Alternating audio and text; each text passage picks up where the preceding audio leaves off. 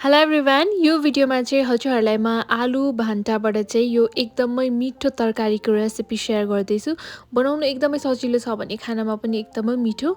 त्यसको लागि चाहिँ दुईटा मिडियम साइजको आलुलाई बोक्रा निकालेर काटेर लिए। त्यसैगरी प्याज र यो भान्टाको चाहिँ बाहिरको बोक्रा निकालेर यसरी सानो सानो गरेर काटेको हो र त्यसैगरी 3वटा चाहिँ गोलबेडा र एउटा प्रेसर कुकरमा चाहिँ पानी हाल्ने थोरै र त्यसमा चाहिँ यो आलु, प्याज, भान्टा र गोलबेडा सो यो चारैवटा हालेर चाहिँ यसलाई 2 सिटी जति लगाउनु पर्छ। यस्तो मिठो बन्छ यसरी यो भान्टाको र आलुको तरकारी बनाउँदाखेरि।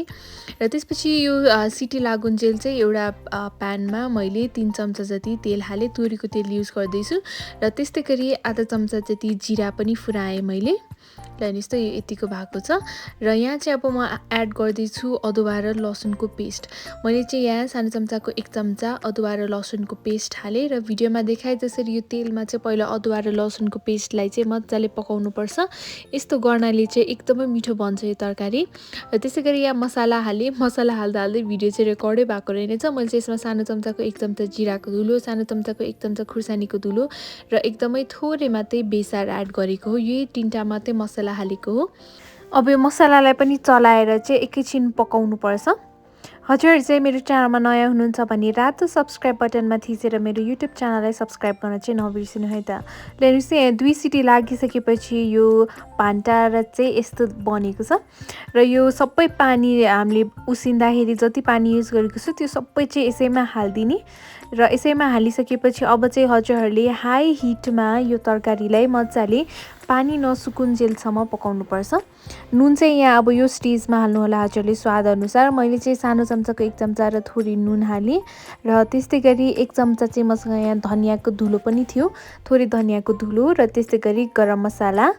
गरम मसालाले पनि एकदमै मिठो फ्लेभर दिन्छ र यहाँ चाहिँ मैले थोरै धनिया एड गरेर अब हाई हिटमा चाहिँ यसलाई हल्का ग्रेभी नहुन्जेलसम्म बोइल गर्नुपर्छ। यहाँ चाहिँ हजुरहरूले यसलाई छोपेर पनि पकाउन सक्नुहुन्छ। र यस्तो यो चाहिँ चलाउँदै गर्दै यो सबै चाहिँ पकाउनु पर्छ। यो मजाले पानी सुक्ने गरेर र ठिक्कको हजुरहरूलाई चाहिँ कतिको ग्रेभी चाहिन्छ त्यही अनुसार चाहिँ पकाउनु होला। ल यस्तो यो 5-7 मिनेटपछि अहिलेको भन्दा पानी सुकिसकेको छ र यो ग्रेभी पनि हल्का बाक्लो भइसकेको छ। यो तरकारी बनाउँदाखेरि चाहिँ भान्टा नमन पर्नेहरूलाई पनि यो तरकारी चाहिँ एकदमै नै मिठो लाग्छ। यहाँ चाहिँ मैले फेरि थोरै धनिया पनि एड गरेँ।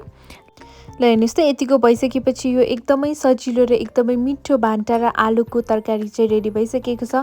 खानासँग खाँदा यस्तो मिठो हुन्छ, यो रोटीसँग पनि खान सक्नुहुन्छ। हजुरहरूले पनि यो रेसिपी चाहिँ एकचोटि ट्राई गर्नुहोला र फ्यामिलीसँग इन्जोय गर्नुहोला र यस्तै छिटो मिठो रेसिपीको लागि च्यानललाई सब्स्क्राइब गर्नु है त। Thank you for watching.